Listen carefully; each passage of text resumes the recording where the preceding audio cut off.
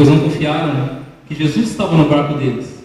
Muitas vezes somos nós, temos vários problemas, servimos a Jesus, viemos nos cultos, às vezes ensaiamos no coral, assistimos a escola dominical. O primeiro problema que aparece, a gente parece que esquece de Jesus. Muitos falam um ditado que devemos apresentar ao nosso problema o tamanho do nosso Deus, e não apresentar ao nosso Deus o tamanho do nosso problema. Então Jesus levantou-se, daí ele mandou aquietar aquele vento e mandou também aquietar o mar. Depois aí Jesus fala assim para os discípulos: por que sois tão tímidos? Ainda não tendes fé? Ou seja, andavam com Jesus, viam, e aí deixava a desejar no esquisito fé. A história todo mundo sabe como acabou. Houve grande bonança e aquela embarcação continuou até o seu destino.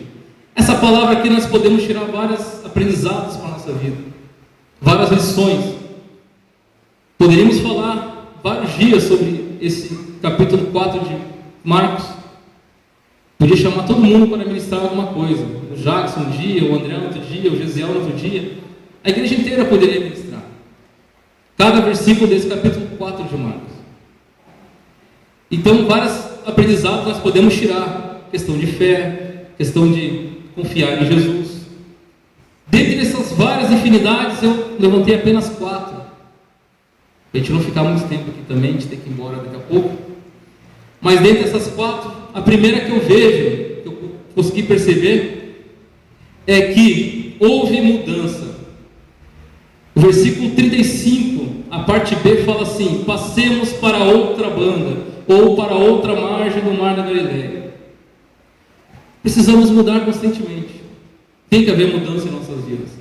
É engraçado que todo final de ano, na passagem de ano, eu inclusive, e eu creio que muitos, sempre falam para Deus: Senhor, nesse ano que vem, eu quero ser diferente, eu quero ganhar almas para Ti, Senhor, eu quero fazer a diferença, eu quero ser o sal da terra, eu quero esquecer o ano que passou e ser melhor neste ano. E o ano passa vários anos, vem e vão, e nós ficamos na mesma muitas vezes. Às vezes dá preocupação que podemos até atrofiar ficando na mesma, de parar no tempo.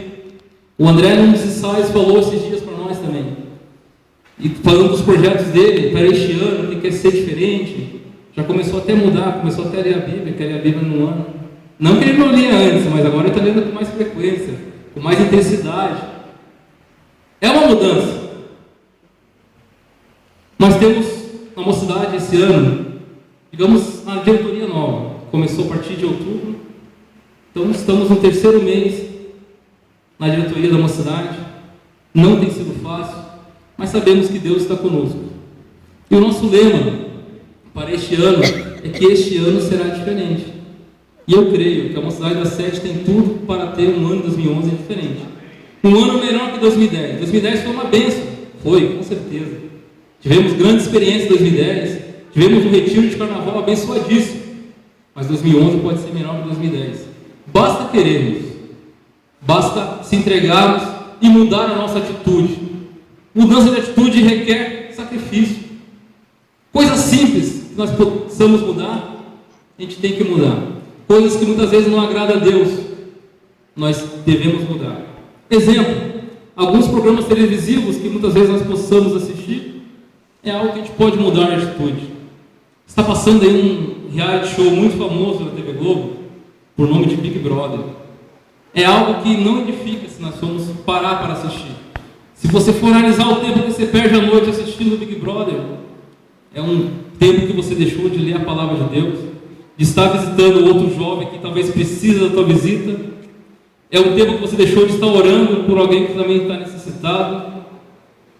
Então, mudança de atitude. Eu a cada dia me preocupo com isso. Eu quero mudar a cada dia também. Quero não ser o mesmo e sempre estar melhorando em nome de Jesus. Segunda aprendizado que eu vejo nessa palavra. A primeira então foi a mudança. Eles passaram para outra margem do mar da Galileia. saíram do meio da multidão, saíram do meio daquele alvoroço e foram então para o outro lado. Segundo aprendizado que eu vejo nessa palavra é que devemos seguir mais a Jesus. A parte B do versículo 36 diz: e outros barcos o seguiam. Comentando de novo, a primeira atitude sábia dos discípulos foi eles terem levado Jesus. Imagina se eles fossem naquela embarcação e tivessem esquecido de levar Jesus. O que seriam os discípulos numa hora dessa? Seriam só lembranças de que discípulos foram naufragados no meio do mar da Galileia. Seguir a Jesus. Outros barcos então seguiam a Jesus. Quando nós não conhecemos Jesus e começamos a ver o que realmente Jesus é, o que Jesus faz na nossa vida, as pessoas que não têm essa experiência, a tendência sempre é seguir Jesus.